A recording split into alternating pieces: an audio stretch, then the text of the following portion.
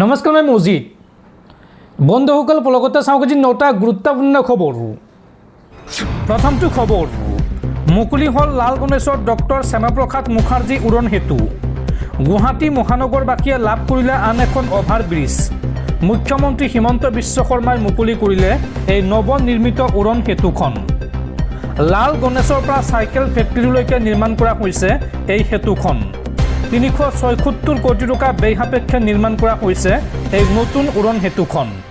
সেতুখনৰ দৈৰ্ঘ্য 2.8 কিলোমিটাৰ। পৰৱৰ্তী খবৰ SBIৰ কোটি কোটি গ্ৰাহকলৈ জৰুৰী খবৰ। আগন্তুক 6 দিনলৈ বন্ধ থাকিব ভাৰতৰ সৰ্ববৃহৎ পাব্লিক সেক্টৰৰ বেংক SBI অৰ্থাৎ ষ্টেট বেংক অফ ইণ্ডিয়া। 23 মে অৰ্থাৎ আজিৰ পৰা 28 মেলৈকে বন্ধ থাকিব SBIৰ সকলো কাম কাজ। ধৰ্মঘট আৰু বকৰি ঈদ ছুটিৰ বাবে SBIৰ এই বন্ধ ঘোষণা। পৰৱৰ্তী খবৰ সাৱধান ৰাজ্যবাসী, ৰাজ্যত পুনৰ বতৰ ল'ব কালৰূপ।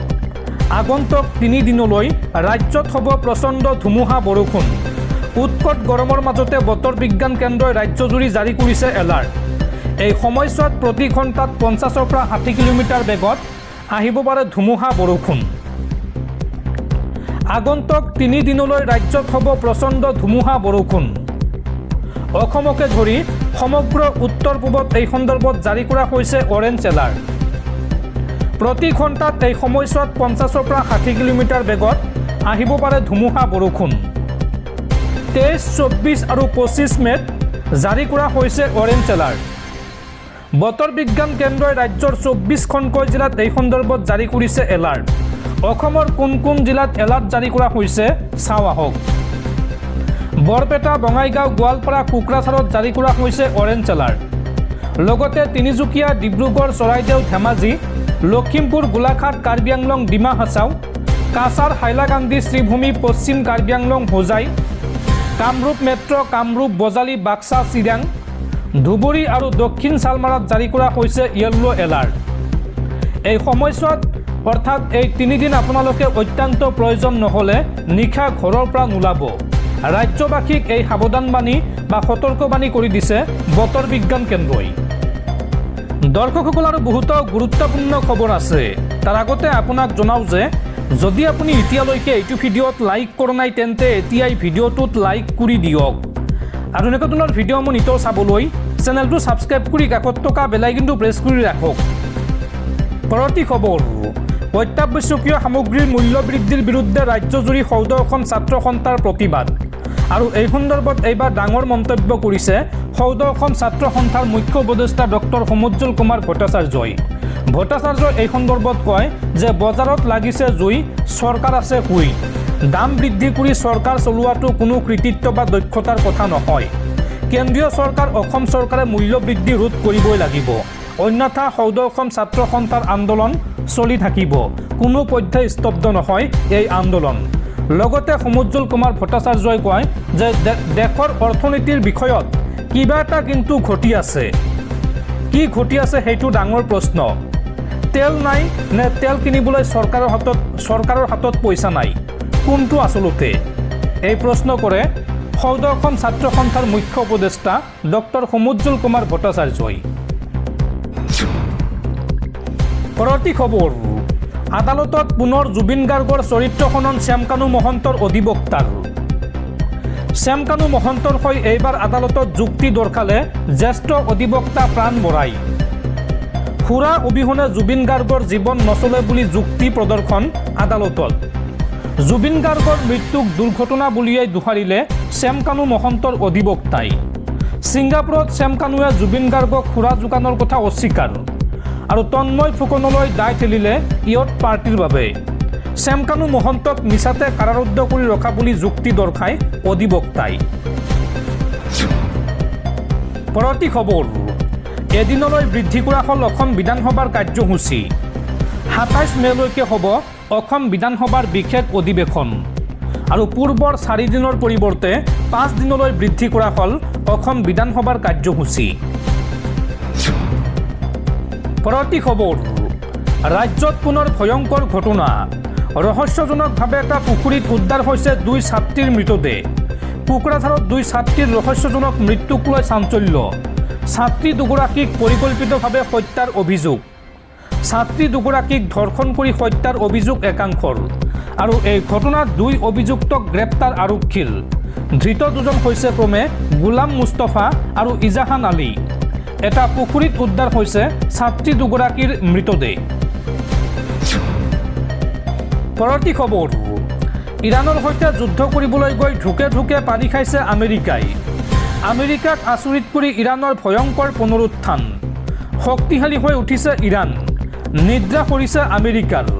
প্ৰত্যাক্ৰমণৰ বাবে ইৰাণৰ ডাঙৰ প্ৰস্তুতি, চিন্তাত আমেৰিকা। আমেৰিকাক আচৰিত কৰি ইৰাণৰ ভয়ংকৰ পুনৰুত্থান।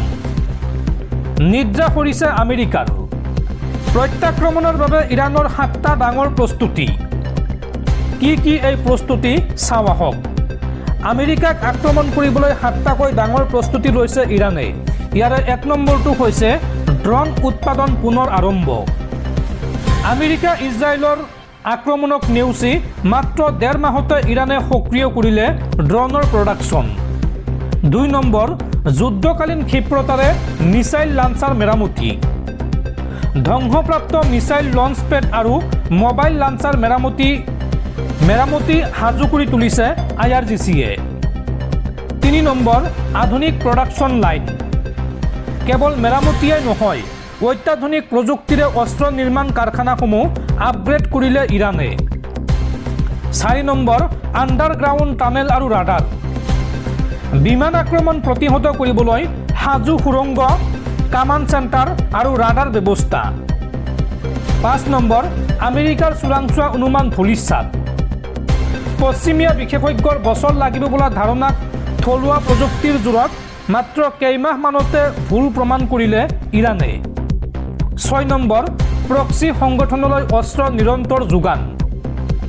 লেবানন, ইয়েমেন আৰু ইৰাকৰ মিত্ৰ বাহিনীসমূহলৈ অস্ত্ৰ শস্ত্ৰৰ যোগান শৃংখল কোনোমতে ব্যাহত হ'বলৈ দিয়া নাই ইৰাণে। আৰু 7 নম্বৰ, আঞ্চলিক আধিপত্য বজাই ৰখাৰ পণ। এই 7টা প্ৰস্তুতিৰে ইৰাণে আমেৰিকা আৰু ইজৰাইলক স্পষ্ট বাৰ্তা দিছে। ইৰাণে কোনো কাৰণতে আত্মসমৰ্পণ নকৰে, স্পষ্ট ঘোষণা ইৰাণৰ। পৰৱৰ্তী খবৰ, তীব্ৰ গৰমত অতিষ্ঠ দেশবাসী। বিশ্বৰ আটাইতকৈ গৰম 50খন চহৰৰ আটাইকেইখনেই ভাৰতত। সমগ্ৰ ভাৰতবৰ্ষতে এতিয়া তীব্ৰ গৰম আৰু খৰাঙে দেখা দিছে। শেহতীয়া এক খবৰ অনুসৰি শুকুৰবাৰে পুৱা বিশ্বৰ আটাইতকৈ গৰম 50খন চহৰৰ আটাইকেইখনেই ভাৰতত আছিল। উত্তৰ, মধ্য আৰু পূব ভাৰতত এইবাৰ গৰমে এনেদৰে প্ৰকোপ ধাৰণ কৰিছে যে দুপৰীয়া হোৱাৰ আগতেই তাপমাত্ৰা 40 ডিগ্ৰী চেলছিয়াছৰ ওপৰলৈ গুচি গৈছে। বতৰ নিৰীক্ষণকাৰী সংস্থা AQI.in তথ্য অনুসৰি শুকুৰবাৰে পুৱা 10:50 বিশ্বৰ আটাইতকৈ গৰম চহৰৰ তালিকাখনত কেৱল ভাৰতৰ চহৰসমূহ আছিল। ইয়াৰ ভিতৰত উৰিষ্যাৰ বালাংগীৰ নামৰ চহৰখন আটাইতকৈ গৰম হিচাপে পৰিগণিত হৈছে, য'ত তাপমাত্ৰা আছিল 45 ডিগ্ৰী চেলছিয়াছ। এই তালিকাখনত বলাংগীৰৰ পাছতে আছিল মহাৰাষ্ট্ৰৰ চন্দ্ৰপুৰ আৰু উত্তৰ প্ৰদেশৰ প্ৰয়াগৰাজ। এই দুয়োখন চহৰতে তাপমাত্ৰা আছিল 44 ডিগ্ৰী চেলছিয়াছ।